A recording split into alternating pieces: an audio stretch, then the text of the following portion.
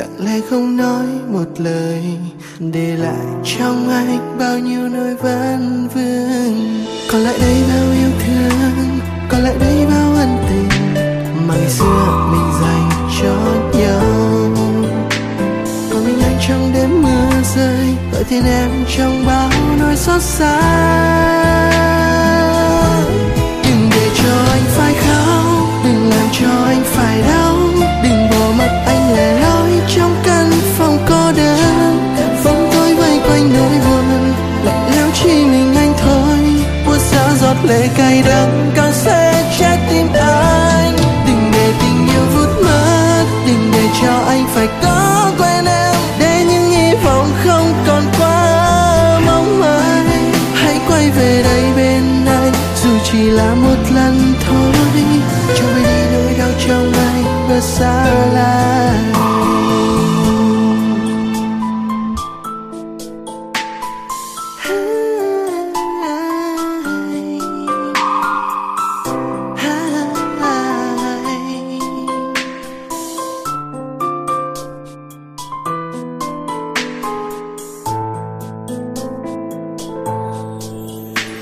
Còn lại đây bao yêu thương, còn lại đây bao ân tình mà ngày xưa mình dành cho nhau.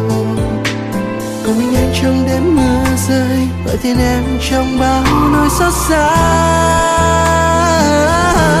Đừng để cho anh phải khóc, đừng làm cho anh phải đau, đừng bỏ mặc anh lẻ loi trong căn phòng cô đơn. Bóng tối vây quanh nỗi buồn, lạnh lẽo chỉ mình anh thôi. Buốt giá giọt lệ cay đắng càng sẽ trái tim anh.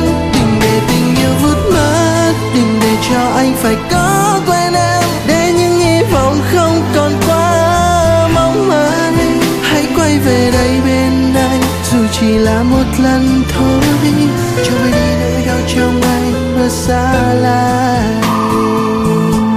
Đừng để cho anh phải khóc, đừng làm cho anh phải đau, đừng bỏ mặc anh lẻ loi trong căn phòng cô đơn. Bóng tối vây quanh nỗi buồn, lạnh lẽo chỉ mình anh thôi. Buốt giá giọt lệ cay đắng cao sẽ trái tim anh. Đừng để cho anh phải khóc, đừng làm cho anh phải đau, đừng bỏ mặc anh lẻ loi trong căn phòng cô đơn. Bóng tối vây quanh nỗi buồn, lạnh lẽo chỉ mình anh thôi. Buốt giá giọt lệ cay đắng cao sẽ trái tim anh.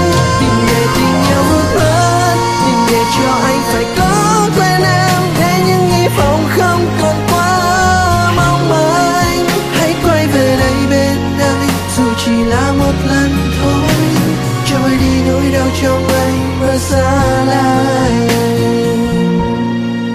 Hãy quay về đây bên anh, dù chỉ là một lần thôi, cho vơi đi nỗi đau trong anh bớt xa lạ.